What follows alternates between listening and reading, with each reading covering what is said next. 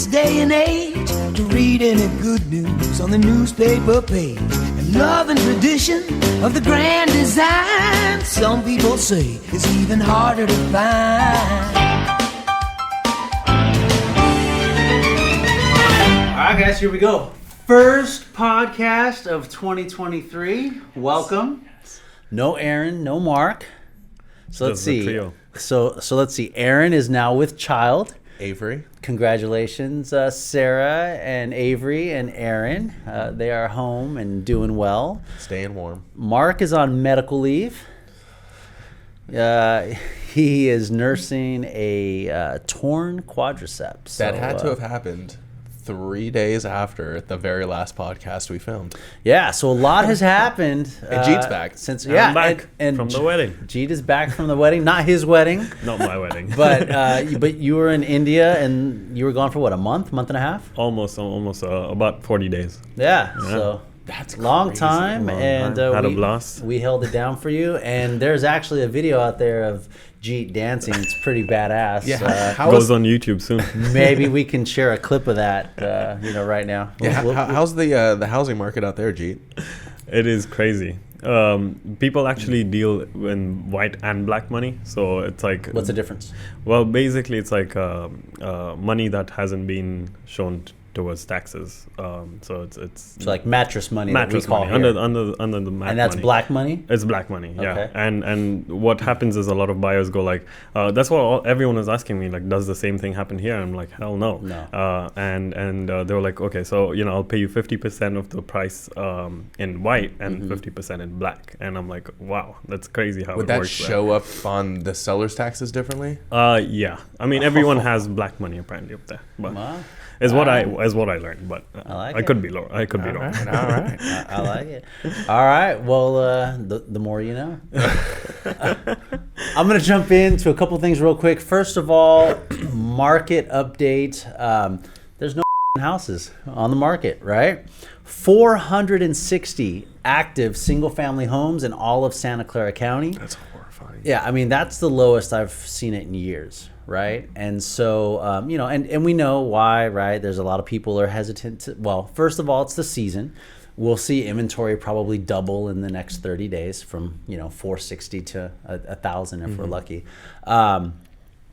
But interest rates are still high. We're going to talk a little bit more about some interest rate hacks later in the podcast. Right. There you go. I'm stealing your thunder.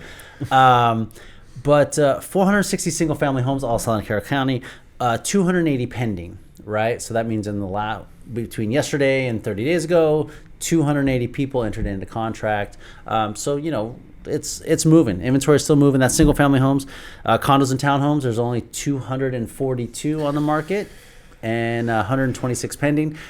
We do have 202 off-market and coming soon properties, so, and actually more than that. But for you buyers and listeners out there. We've got houses, right? Houses that you won't find on Zillow, Redfin, Realtor.com. So, as always, if you're interested, reach out to one of us and we can share that with you. What's going on with you, Ben? It's interesting. I mean, I feel like we talked about this a little bit last week or 2 weeks ago about if you are thinking in the next 6 to 12 months in buying a home, start to get your ducks in place. And I think right now what I've been doing, and I just got off talking to a buddy of mine who'll be coming over tonight, we're just sit down, get a computer open, pull up a map, start to identify these different areas we're looking at. If that means starting to send mailers out to those homes and neighborhoods to try and get those properties off market, that's what we're going to start to do. But it's better that we identify these certain areas now and the prices you wanting to pay per month than have to worry about when that one property does come on the market and buyers start to come out of the woodworks, which... Yeah. Tell us a little bit about that open house this weekend. Yeah, so speaking of buyers coming out of the woodwork, so we put a house on the market in Los Gatos on Smith Ranch Court, I think. And great home. It was a 3-bedroom, 2.5 bath, under $2 million. So we're listed at $1.9 million, which with Los Gatos schools. So if you know anything about the Los Gatos market, that is a great entry-level price with Los Gatos schools. We had about 50 families come through the open house this weekend. And we're setting an offer deadline for tomorrow. And I am confident that we will receive multiple offers at and above the asking price. And it just goes to show there's still a lot of people out there that want to buy a house, right? Absolutely. I mean, that hasn't changed. I mean, we have less now, a smaller buyer pool than we had last year. But, 50 people through. I spoke to an agent that held a condo in 95110 and had 28 groups through. Right, so there's still a ton of pent up demand for housing, and it's not going to change. Another thing I wanted to point out about that house is that there was a train track in the back, and we could have lost a lot of buyers because of that. But then that's why, working with a professional really comes into play, because that train track right there is decommissioned for the longest of time. So that's not really a con to that property. And someone that, an agent that doesn't have the same experience could let their buyers know that, hey, there's a train track in the back, but it doesn't really affect the property as much. Yeah, no, definitely. And interest rates have actually gone down about a full percentage point over the last month and a half. And so, things are trending in the right direction. Everybody's predicting 35% decrease in sales in 2023 versus 2022. But I'm feeling a little more optimistic than that. I mean, there will be less transactions, but I think our team is strategically placed and poised to capitalize on those opportunities out there. So, we'll be fine. Our clients will be fine. Absolutely. And I think if you're a buyer in this market especially, and you see this low inventory and you see how long properties are sitting for, if you feel at all interested in a property, don't hesitate away from it. Don't think, what if they don't accept this low offer? What if they don't accept these contingencies? We keep repeating it over and over again. Contingencies are back.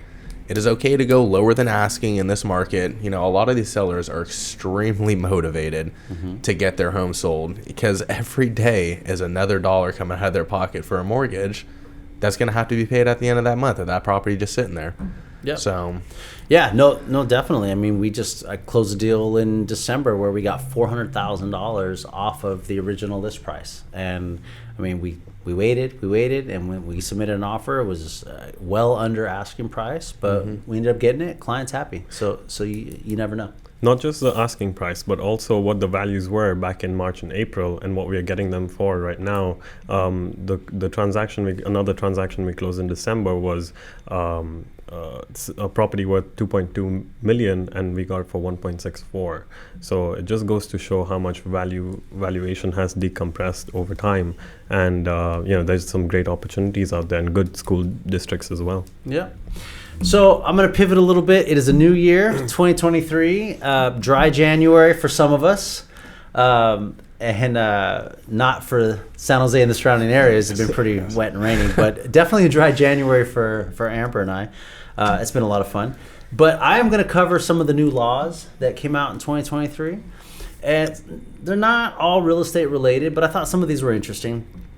Salary ranges for companies that have more than 15 employees must now be published, right? So when you're looking on Indeed or LinkedIn, Glassdoor, those job sites, when you're looking for a job, they actually now must post a salary range for that position, and I think that's great because it creates, equality for all of those applicants. This is kind of interesting. State of California will now pay for prison phone calls. I saw that. So, I know Jeet did time. And so he had to make all Guilty. he had to make all those collect calls to his family in India, right? Yeah, and he's making, and he's doing his prospecting calls from jail, and he's cost an arm and a leg. In fact, California residents on average paid $68 million a year in phone fees from prison. Wow. So now the state is going to pick up that cost. Now, there's obviously got to be regulations on where these calls are going to and who. There's got to be a screening process. You can't just pick up the phone, right? Well, I believe all phone calls are recorded, right? Yes, and so, you're giving up your privacy there. But, I mean, at the end of the day, the cost to make a phone call is next to nothing now, right? Yeah. With technology and data and the way things operate now, I mean, I don't blame them. I think that $68 million a year put an unfair burden on the families that had to accept those collect calls, right? And typically those are medium or moderate to lower income families as well. So that's a $68 million relief for a lot of Californians. I think it's awesome. I'm all right with it. California minimum wage up from $15 to $15.50. And actually in our area, it's San Jose, I believe it's $17.50 now. So, hey, I mean, it's expensive to live here, but it's nice to see the adjustments for minimum wage, seeing how I've got 5 kids under the age of 21 and they're all working. And so it's a little more money for the household there. My favorite one, this is a California law, favorite one is jaywalking is now legal. Yes, I saw that. That's awesome. Now, there's an exception. If you're a dumbass and you jaywalk in a busy street, you can still get a ticket for that. Mm-hmm. But if there is no immediate danger or anything in the way, you no longer have to worry about a cop, pulling you over for jaywalking. Fun fact, I've actually been fined for jaywalking. Not here, but back in Dubai. Is that what you got arrested for? No, it was like $150 fine. For just wow. jaywalking. I jaywalked the highway almost, so I get it, but that's crazy. All right. Do you have another one, or? Oh, I got 2 more good ones, man. Right, I have something to add too if you don't already have it down there. Go ahead, bud. I heard, and I don't think this hasn't gone into place yet because this is still getting voted on, but I heard the Republic House wants to vote on taking away federal income tax. The Republic House? Yes, like House Republicans? Republic. Yes, wants to take away federal income tax. Yeah, it's never going to pass. Never going to pass. No. Right? No way. No way. Okay. All right. I saw Aaron post it. I looked a little more into it. Yeah. I was a little confused. I didn't know how they could even manage to gather enough votes or... Not going to happen. Well, okay. If certain states have... Is it a state thing? So there's state tax and then there's federal tax. Yeah. Yeah. So there's no way. No way. No way. Not going to happen. But back to my laws of 2023. 2 more quick ones. If you are a veteran, and if you are, thank you for your service. If you are a veteran and you have that designation on your license plate, you will no longer be charged tolls for bridges, highways, and toll lanes. So I think that's pretty cool, right? It's a way to give back to a small token of our appreciation to give back to our veterans. So if you are a veteran, make sure you get that license plate with the veteran designation. I'll let my brother know. There you go. And lastly, there is, and I think Mark might have talked about this before the end of the year, but there's the Affordable Housing, and I think they call it like the High Roads Act. It was AB 2011 that is passed. Effective January 1st, but I believe the rollout is in July. But basically, parking structures, retail shopping, office building can be converted to housing and they are exempt from the local approval process. So the idea behind this is to increase the number of housing, to cut the red tape, and to make it more affordable for builders to build housing. So maybe an example could be Valco Park, right, in Sunnyvale. I think somebody did end up buying it. They're going to try to turn it around, but it was dilapidated and pretty much vacant for years. They could demolish that, turn it into housing, and would be exempt from the local approval process. We've talked a lot in the past about like SB9 for lot splitting and ADUs, and we always talked about it wouldn't have a very big impact on housing. This one actually has a potential. It has potential to create between 1.5 and 2.5 million homes throughout the state of California. So pretty significant, and we'll see what happens. I think it's a great way. Look at all of the big box stores that are going out of business, right? Malls, not around here, but throughout the state that are becoming vacant. I mean, it's a great opportunity to put housing in those areas without dealing with the local approval process. I just read about the office buildings up in North San Jose that are being demolished for 32,000 homes that are going to be constructed over the next 4 or 5 years. Yeah, there you go. That's huge. Right? Yeah, that's huge. Good stuff. All right. Well, what else you got? So if you're a first-time home buyer, in your perspective, market's starting to come down, prices are changing. Would you focus on more now with the changing aspects, more on a single family, or not a single condo, whatever, a primary resident for yourself, or would you continue to focus on an investment property? if I'm a first-time buyer, Don't own anything. You're still renting. I like to own a home before I own investment property. Even in a changing market? Because I know last year when the market was, interest rates were lower and prices were up a little higher, some of us had some different thoughts. So even in a... Yeah, I mean, you know, I guess it's different for everybody, right? Doesn't Grant Cardone say, like, he rents his primary residence and, you know, he doesn't own a primary residence, he just has rental property. Yeah. You know, I don't think that's quite accurate if you're looking at what he's doing. He has multiple properties in states and he spends a certain amount of time in each, but whatever. I think it's a personal decision. I think for most people, buying a primary residence is the best first step, because you take away the uncertainty of having your landlord kick you out of wherever you're renting, right? The home you're renting or apartment, whatever. And then also, if you are to become a first-time investor without ever owning a home, you don't know what you don't know, right? So when something goes wrong on that rental property, you have no idea how to fix it because you've never had to deal with that, right? You don't know anything about tenants and screening and all that stuff. And my guess is most people are going to buy investment property that's outside of the area. So then that adds another layer of complexity as well. So I'm not saying that it can't be done, but for most folks, I think just having that peace of mind that you own something that you get to lay your head in, that at the end of the night you get the tax benefits, I think it's a good first stepping stone. And again, if people want to invest in real estate, I like the fractional options, right? We talked about that on a prior podcast with Roofstock and all of those other companies. You know, I think it's a great way to kind of dip your toe in without having to take down the whole house. Okay, that's true. Another question here. So there are single-family homes out on the market right now where if you buy the plans for the home on the lot, you can lock in the price of the house. If it goes another year to be built and the market adjusts, you're still locked in at that price. As a buyer, would you take that opportunity or a chance if you were looking to get in a neighborhood and lock in a price? Are you talking about new construction? Mm-hmm. Well, what happens if prices go down? See, the double-edged sword. I think in an uptrending market that makes a lot more sense. Like Thomas James Homes, for example, that they were doing the buy and build program. Especially if you locked in something in 2020, you could lock in a great price and the cost of materials went up, so they would eat that cost into their profits. Whereas right now, with that uncertainty, I don't know if that's the best idea. Yeah, I'm seeing a lot of builders reduce prices or give incentives, right, to try to attract folks.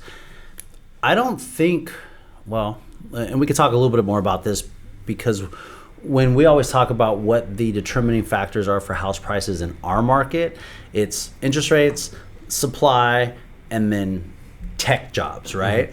And you know, interest rates have gone up, and now supply's down, but interest rates are up, and tech is laying off. This is an interesting stat. From 2022 compared to 2021, in 2022, tech layoffs were up 649% year over year versus the rest of the total economy, which is only up 13%. So, I mean, that is significant, especially when we're a hub for so many tech jobs. You know, I think Amazon just announced they're laying off 18,000. Salesforce just said another 11%. I mean, there are significant layoffs happening, and you know, and that coupled with the fact that the stock market's been down overall, you know, that does cause some of our potential pool to pause. You know, but that said, I'm not forecasting a huge drop in home values in our market in 2023. I think Los Gatos is going to be flat. I think parts of South San Jose might lose 5 to 8% more, but not much more than that, right? We talked about this last year, Ben. If you can get into South San Jose for $1 million, I think that's still a fair deal. Yeah. Right. So we'll see. And we're seeing it come down that way. But to go back to the original question, you're more on the lines of buy something for yourself first. Well, for the new builds, I mean, locking in a price point. I'm sorry. Yeah. I think it's a lot more riskier now than before. Yeah. And you're more on the line of, depending on what market it is. If it's like in Los Gatos, there's more flexibility too. Yeah, I mean, I wouldn't, if something is going to be a year and a half out from being built, I wouldn't pull the trigger unless it was like the absolute area that I wanted, you know, my perfect home. I'm going to be there 15, 20 years. Then maybe, but otherwise, just wait. It all depends on the timeline for sure. And And if it's your dream, like forever home, then it doesn't matter when. Yeah, or I bet you, because a lot of these new builders are hurting, that why not write in a clause that says if you lower your price, right, if the price of the development prior to me moving in, then we get that adjusted price. I think that's fair. I read that I actually noticed that new construction, what they do is, like, let's say they locked in, they sold $1 million home, and then the next one doesn't sell for $1 million. They would give credits rather than actually lower the purchase price, so that the one that bought previously doesn't feel like they got ripped off. Right. That's an interesting way to artificially inflate market value. Right, because if the market's saying it's worth $900,000 at the time you close, but you bought it for $1 million, and they're going to give you credits so that the final sales price is $1 million, that they're doing that to try to help their values going forward, right? And so it's not really reflective of market value.